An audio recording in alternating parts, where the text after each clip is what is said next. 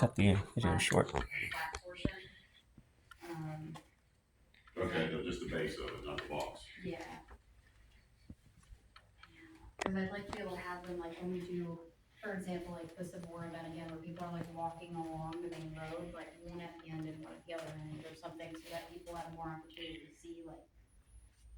Concrete is in the ground? No. So they don't walk off with No. it? No, I'll put, So we're at the Rinfeild Museum Waynesboro. So this is about German heritage here in Pennsylvania. Last video cut a little short, but I just want to start. So here's some of the tools they would have used to build these barns. You have your broad axes. I think that's an adze right there. Crosscut saw. Some very cool old tools. Little draw knives, I think.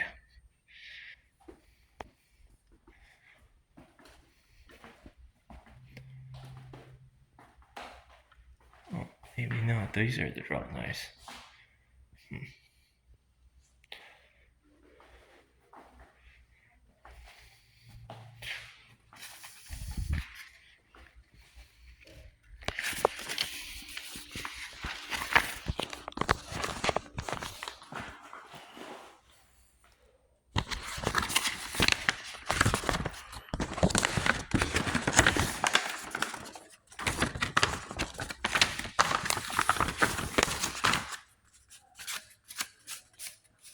There's a map in here. I'll show you. That's the property. So, there's that. This is the whole facility. And this is free, actually. You can just walk around for free. Now, if you want to tour, it's some money, but that's not too bad. I chose not to because I don't feel really for. I feel like waiting for 1:30. So. Oh, righty, guys. Let's go find this out. Alright, over there's the milk shop. We already did a video on that one. I want to see what's down back behind here. So I came in here, now this pamphlet tells me what the heck I'm looking at, supposedly. So, we're going to hike down here, check out the rest of these structures.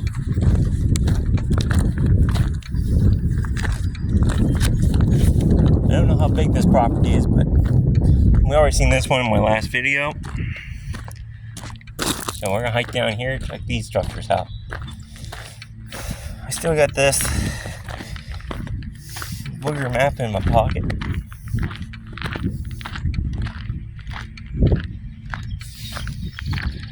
It's a gorgeous day out here. Never say Waynesboro wasn't gorgeous. Unless I could say that about anywhere in Pennsylvania. It's just such a gorgeous landscape. Now, I've never been over in Germany. If any of y'all are listening from Germany, does this look like Germany to you guys? The way the hills and stuff are? So that's what I've always been told. The Germans came here, they seen it, they're like, oh, it's just like home. Everything's almost the same. Let's settle here in Pennsylvania. A little harsher, but hey, we know how to thrive. And that's why they settle Pennsylvania. German and I think Scottish people too. Phew. You know, this was a mile-long hike.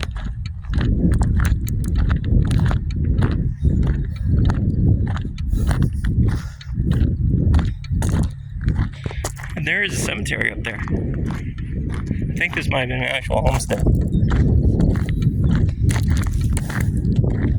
Could be true.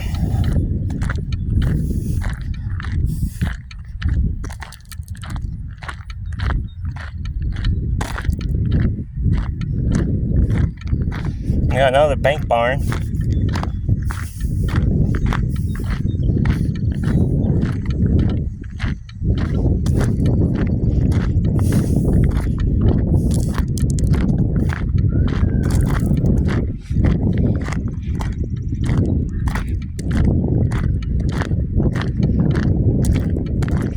So, there's something German.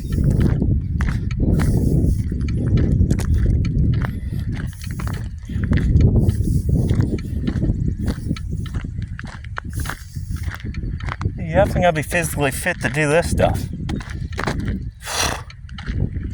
I shouldn't have hiked them mountains. These are burning. Oh, make it through. Just build a possible. I hope.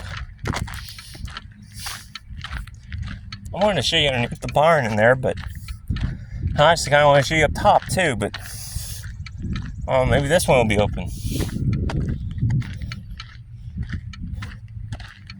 Back there is the main visitor center. Oh, we're getting there.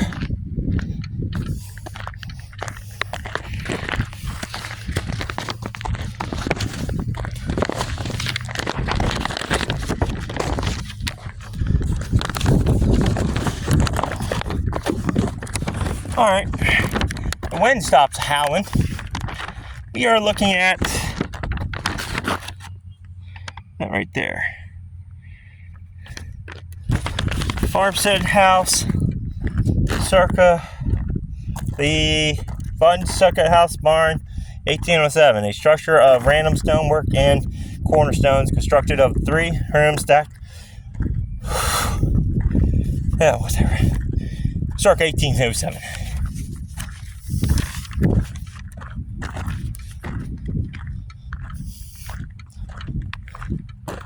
There we go.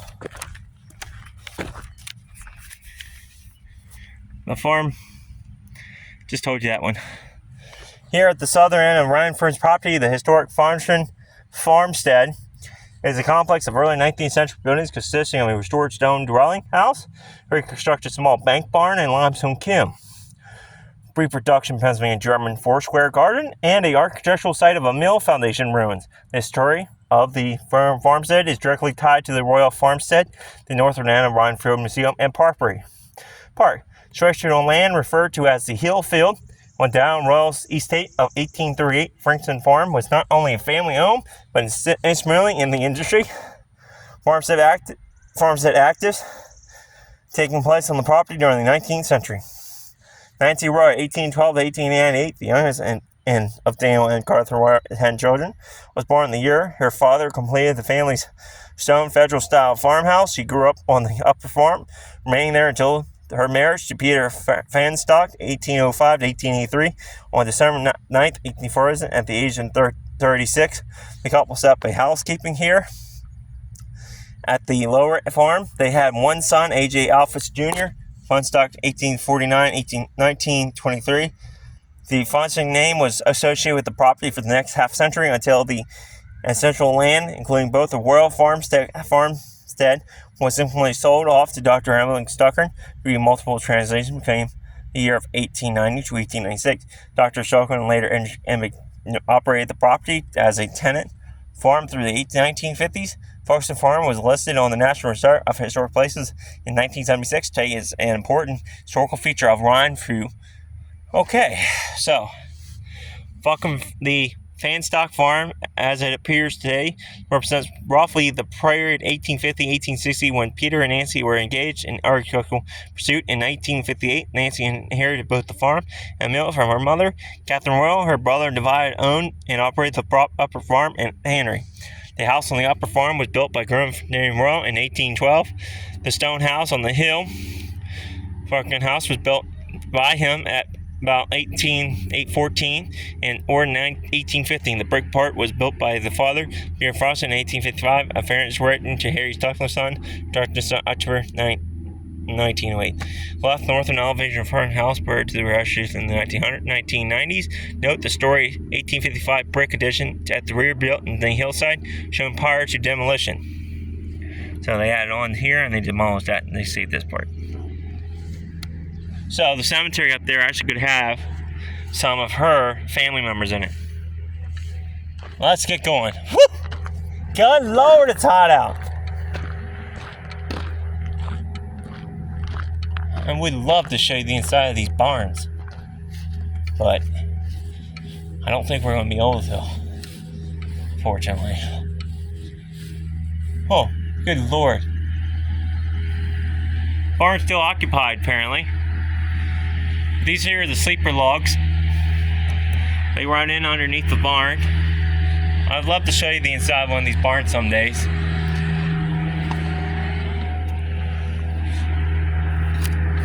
This here is a German design structure.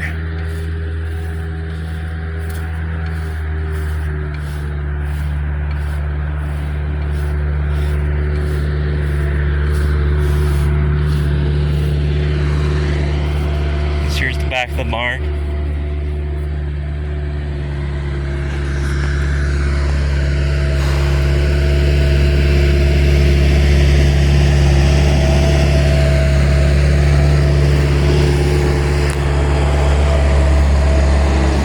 The millstone trail. Let's find out. There's the house. Oh, this is the mill foundation. I think. Or it's Exceller.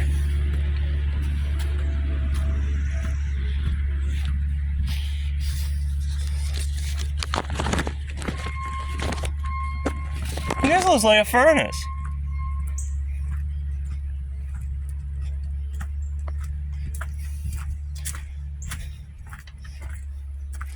Just know for the project donated in loving memory of, okay.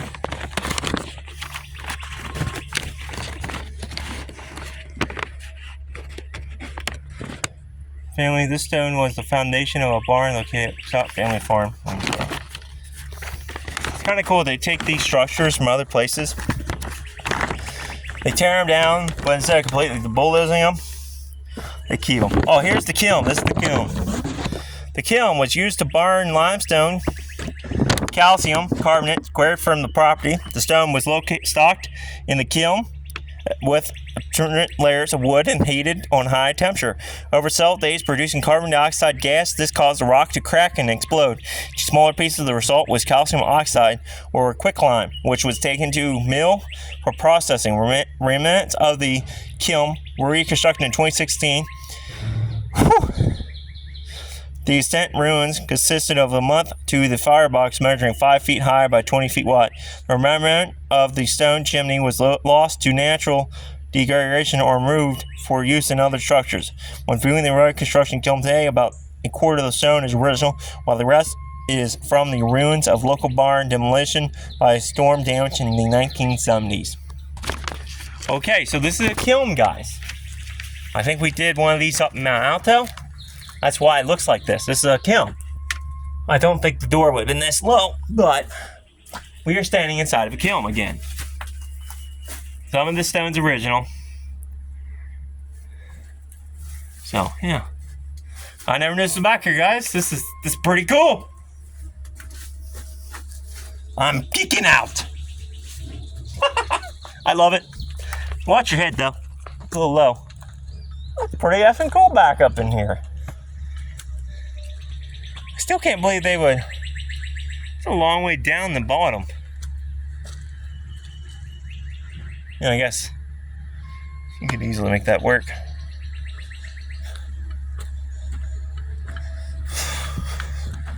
So check out the house and the other structure.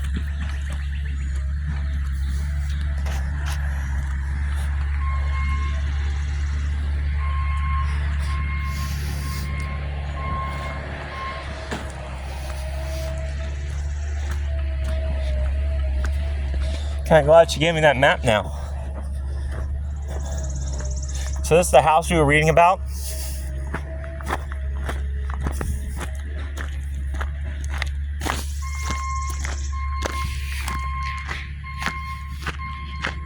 Pretty cool they saved this.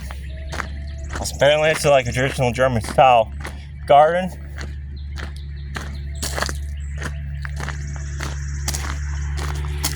This is the house, dude. This is the original house. We already read about this one.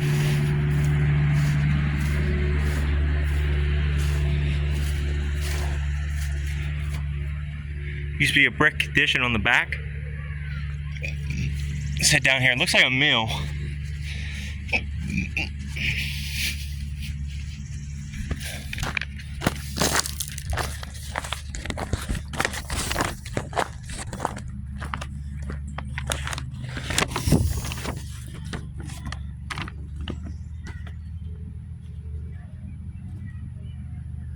Doesn't say anything about that. Or your mill ruins. So that could be like a reconstructed version. Oh yeah, those are the ruins. So right down there is the Warrior Mill ruins, I believe. That's a mill. It's mill foundations. Yeah, the creek's not too far off. They could have deferred it. So,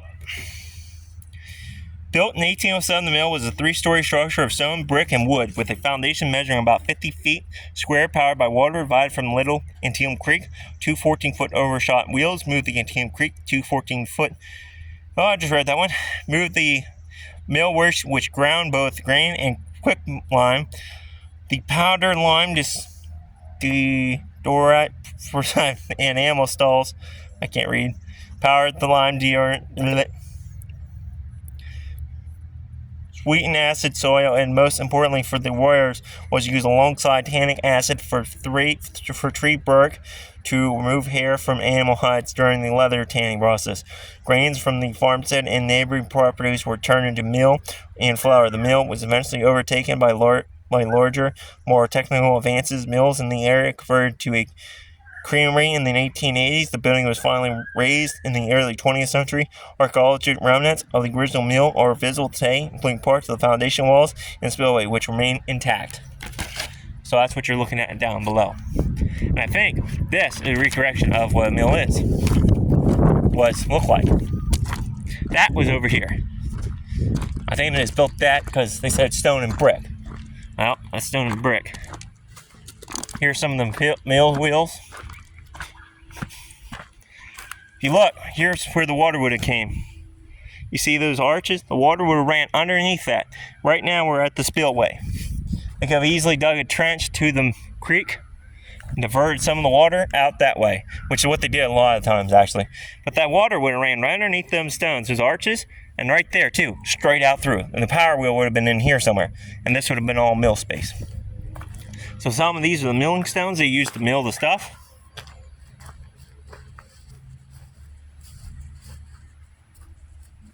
Pretty neat. Piece of history.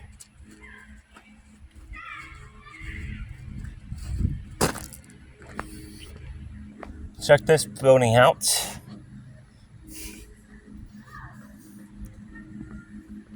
I will say one thing, this is a gorgeous mill. They did rebuild it. Or just show you what it would look like. Maybe to have like another structure on the property.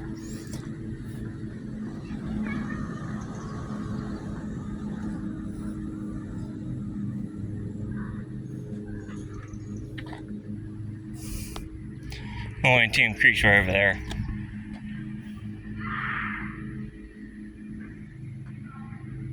I'm just curious what's down. Oh. Sidewalks are for chumps. Just kidding. Ever hear about Curiosity Killed the Cat? Yeah, I haven't heard that one either.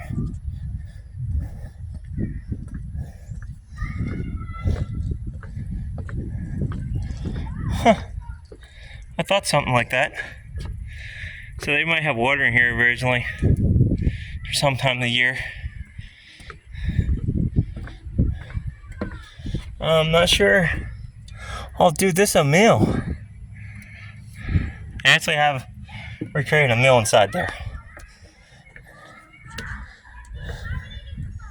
Let me guess, this is shut. Yep. I figured. That's a bummer. Still pretty cool to come check this place out.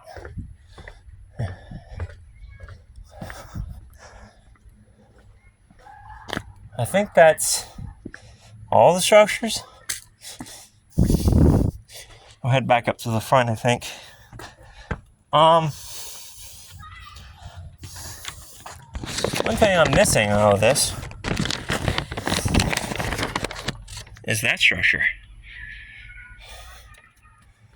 That's a cold storage smokehouse, as they call it. Or your tannery.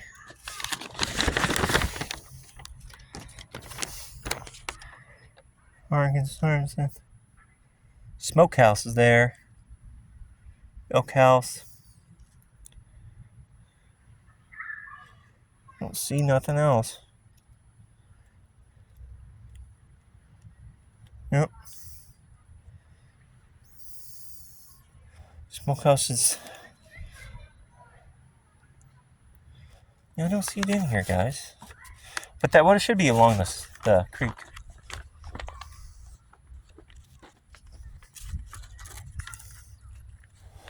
What the hell is on the wrong trail, I think. I want to get down by the creek.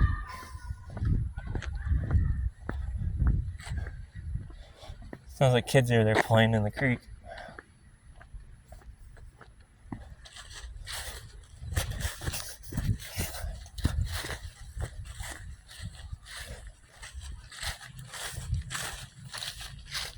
We're off-roading right now. This wasn't here originally back in the 1800s. I can tell that easily. This has all been replanted. The way it's all straight and narrow. That's not natural.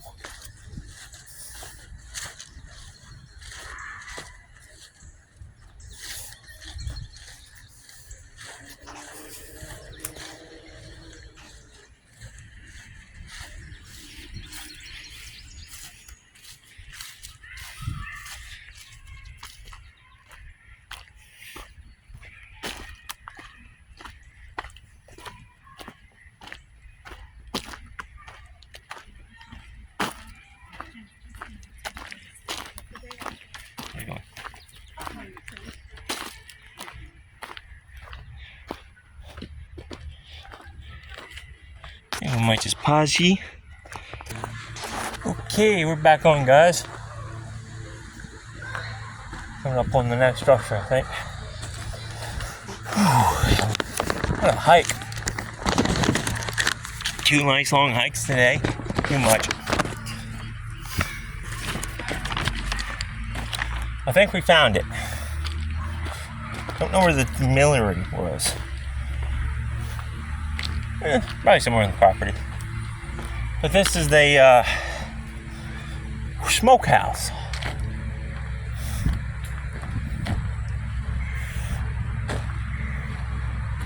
Get up around the front here.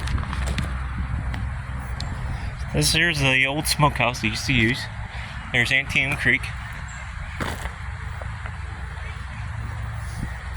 You kidding me?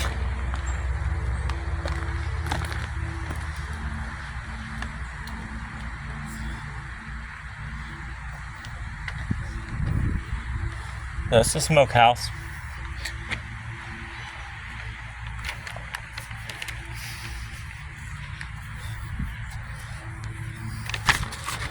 Okay, where is that structure? Serving as a place for food preparation and storage, laundry, and for the curing of meats. The smokehouse was divided into 2 areas of labor. The first level of slaughtering and dressing of animal carcasses. The second level for the curing and meats. Hot water was boiled on the first floor. Fireplaces for scalding, in the process of hair removal to prepare foodstuffs such as head cheese and scrapple, which the intents for sausages, and to clean equipment. Circuses were hanged and dressed from the roof. Overhanging produced meats, ham, sausages, fatback, bacon, etc. were hanging in the curing or smoking chamber on the second level. Wood smoke from the first floor fireplace was channeled to the room, void of any windows, and the upper chambers was sealed for the duration of curing process, allowing smoke to slowly preserve the meat through chimney. So, Dan Royal built this stone house. 1812 to place an earlier log home that once resided in the center of the hay fields. The main structure is double-faced stonework with 4 bays across the front, a royal update of the early federal style. The kitchen wing, which provides 2 additional bays, was added between the 1815 and 1830s. Inside, the rooms are laid out in 4-over-4 plan. This means that each floor has 4 rooms to one either side of the central passageway. As many Pennsylvania German homes. The house was not fancy, however, royal in many high-style architectural elements, as such, rating millwork on moldies and fireplace surroundings. So, typical German house. Still don't know where the hell this Daniel Rose and Sons thing was at. See some banisters over here. I want to read. Maybe it's over here. So this here is the lovely Antietam Creek. Looks refreshing.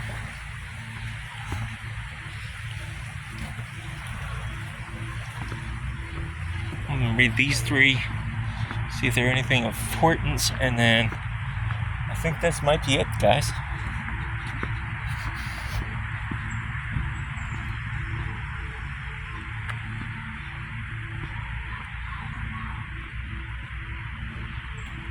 Oh wow, we are at the tannery. So here's the tannery. I'm kind of tired of reading, guys. You can read that one if you want to. So right about here is where the tannery would have been. So this is for leather making products. They literally tan the hides of the skins of the animals, making leather goods.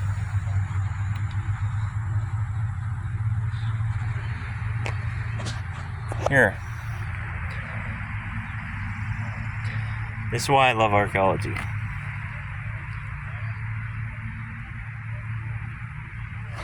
From Moons and Parks has obtained a great deal of information about the tannery operation at its function here in the picnic grounds of the museum property. From 1987 to 1988, historians and archaeologists William J. Shepard, assisted by the Chapter 27 Pennsylvania Archaeological Society, conducted person digs to identify several key features of the historic tannery, such as archaeological investigation, scored historical archives, libraries, and public records to further advance understanding of the Royal Tannery Complex. So this here some of the right here, some of the stuff they found. Some of the actual stuff. You want to read more of it, go ahead. I've been reading a lot about this stuff.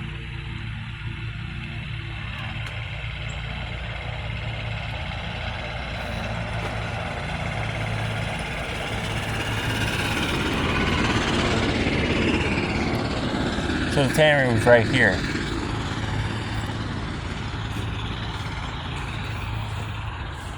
Yep, guys, I think that was going to be it for this video. So watch the first part too.